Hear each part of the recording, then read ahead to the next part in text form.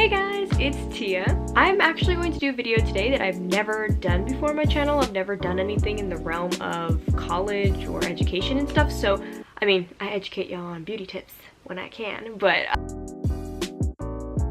I've never actually done a video about college, so I'm going to be doing a video all about the UC application, my experience with it, tips I have for people who are looking to apply for the UCs, and where I'm going for college this year. So let's just jump right into it.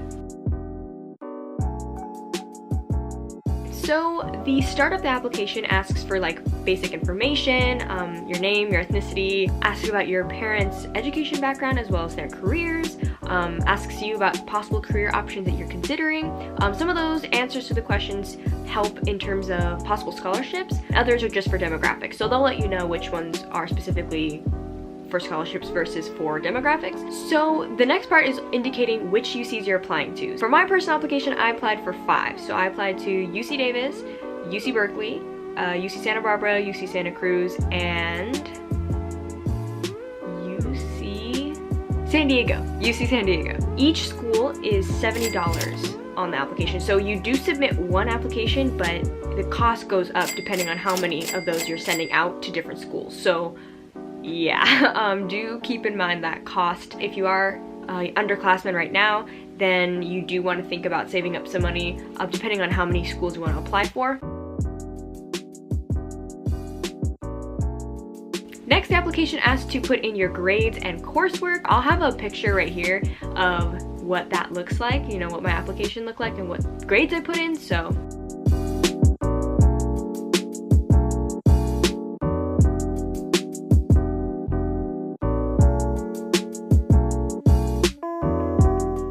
But yeah, basically, so you just fill it out, like the course that you took, the grade that you got. Me personally, I really wanted to do well in school and I like school, so I got all A's all 4 years of high school. I got all A's all 4 years of high school. Ask a child if he or she is choking. Are you choking? Are you choking? So, of course, you don't need to get that to get into your school or your dream school or anything, but I'm gonna be going through my stats as I talk about the process, just so you know where I'm coming from. I'll also have my stats listed in the description below, so you can check those out. I think it makes for a more wholesome video, because then you can really tell where I'm coming from and maybe how and why I got into the schools that I did, so yeah. It asks for extracurriculars that you did, so volunteer work, community service, clubs and school activities that you were a part of during your high school years. So for example, on my application, I put that I volunteered as an intern at an organization called My Sister's House, and they focus on ending domestic violence, specifically in the Asian Pacific Islander community. I put my work there and, you know, how many hours I worked and blah, blah, blah, blah.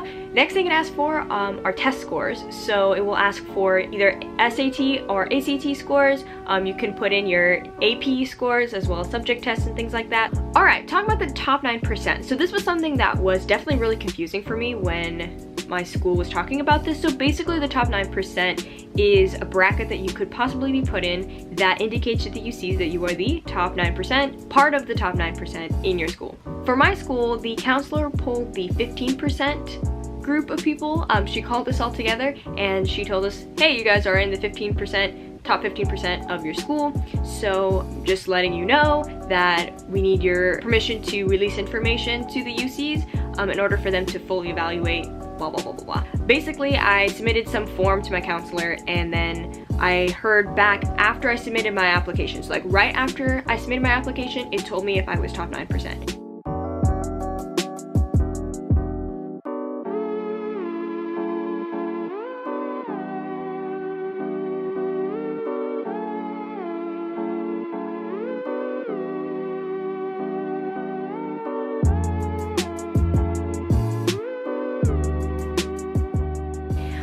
And I was. So I got that, which was pretty cool. Top 9%, basically the UCs are aware that you are in the top 9%, and it basically guarantees that if you don't get into any of your UCs, then you are offered a spot at, for me, it was UC Riverside or UC Merced.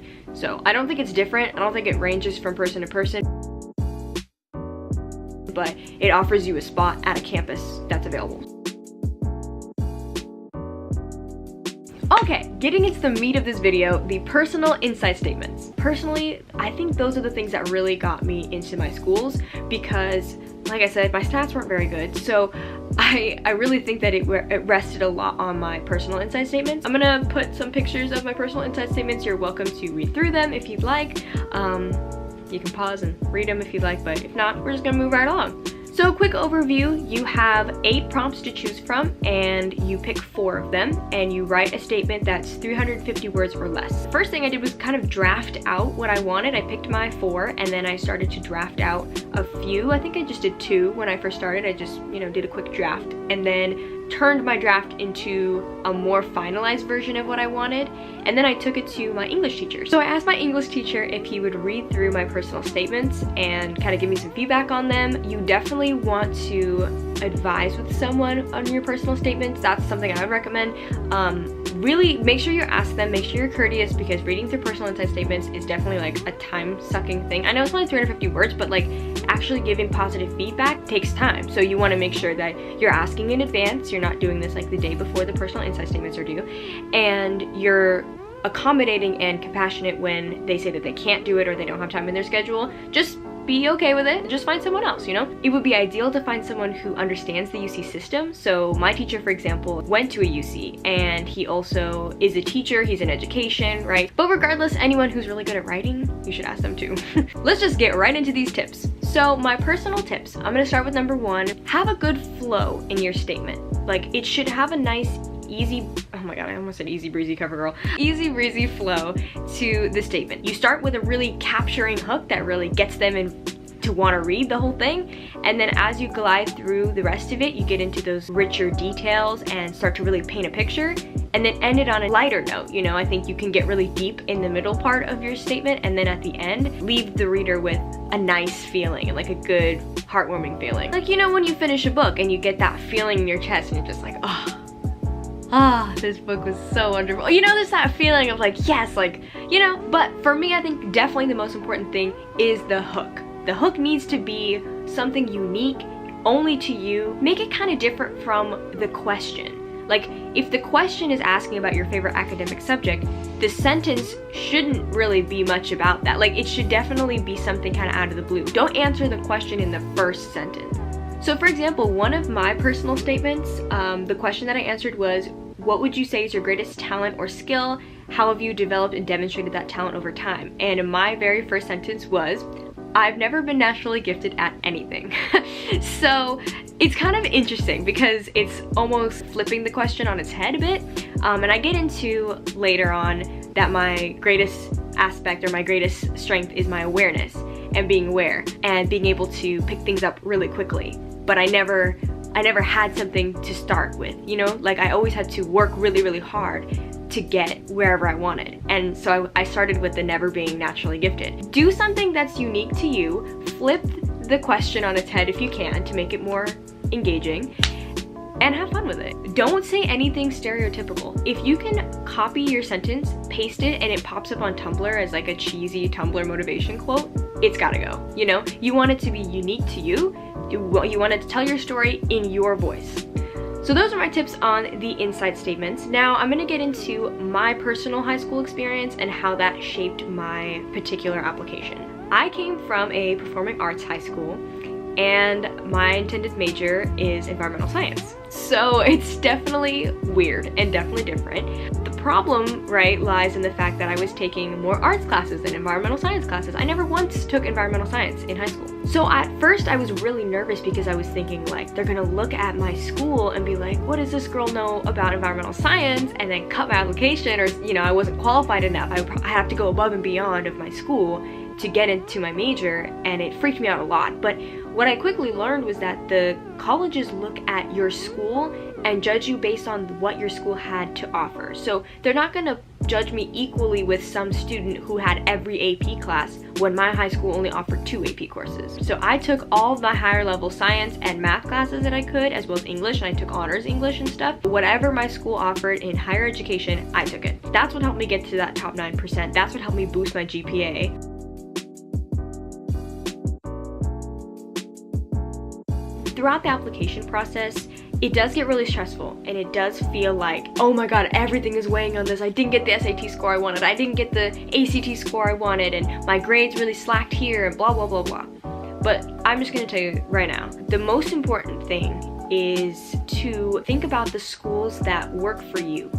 Don't think about, oh, well, I want to go to Stanford because it's Stanford, or I want to go to Berkeley because it's Berkeley. Don't think about it of like, okay, well, that's a top school, I need to get there. Think about, what does the school have to offer for me? If the school is a top school and it offers you something that you want, then go for it, totally. But if your school that really fits everything that you're looking for is a community college, then you should be so excited to go to community college. Think about what you want. That's the most important thing in this application. Because if you're really confident about what you want, it'll shine through in your personal statements, it'll shine through in your extracurriculars, and the colleges will be more willing to accept you because you're confident in what you're looking for. Okay, the big reveal. I'm very excited to show y'all where I'm going to university. If you know me as a person, you've probably heard me talk about it a bajillion times. And also if you follow me on social media, which you should here and here, then you probably already know because it's in my bio. So, but yeah, let's do it. Ready? I'm going to UC Davis! Woo! Yay, I'm going to UC Davis! Woo! So I want to get into a little bit about why I chose Davis specifically and kind of the factors that went into my decision-making process. For me, I chose Davis because, like I said before, I'm going into an environmental science major, specifically environmental policy and analysis. When I went to the school and I got a chance to feel the vibe of the campus, it really vibed well with me. I felt the happiest and felt the most comfortable at Davis compared to all the other schools. I toured every single school that I applied for except for my state schools and except for UC San Diego. And when I toured Davis, there was just this really happy, comfortable energy, and everyone was really sweet and inviting and welcoming, and the huge emphasis on agricultural and environmental sciences is really what brought me to that school. So like I said, Davis is known to be a really good school, but it's not a Berkeley or a Stanford or a Harvard. But what it is for me is perfect for what I'm looking for. But when you're going to choose your UC, think about specifically what you want, and what do you want out of your college experience? What does your major entail for your future careers? How does the college work for you? Whatever your decisions are for the rest of your education or your work career, I am very, very excited for all of you guys, especially the class of 2018. We worked really, really hard. We finally did it. Oh, I'm so excited to not be in high school anymore. So thank you guys so much for watching. I hope you guys enjoyed this kind of more laid back, chill video. Got my glasses on. I even have my little CosRX pimple patches. I mean, I'm very raw for you guys right now. In the future, I do plan on actually vlogging and doing more videos at UC Davis. I am really excited to share my journey and my story with you guys and my college experience. I'm wishing you all the best for the applications this year. If you really enjoyed this video, make sure to give it a like and subscribe if you want to see more of my videos. There's a little notification bell you should press too if you want to get notifications when I post. And I will see you guys next week. Bye!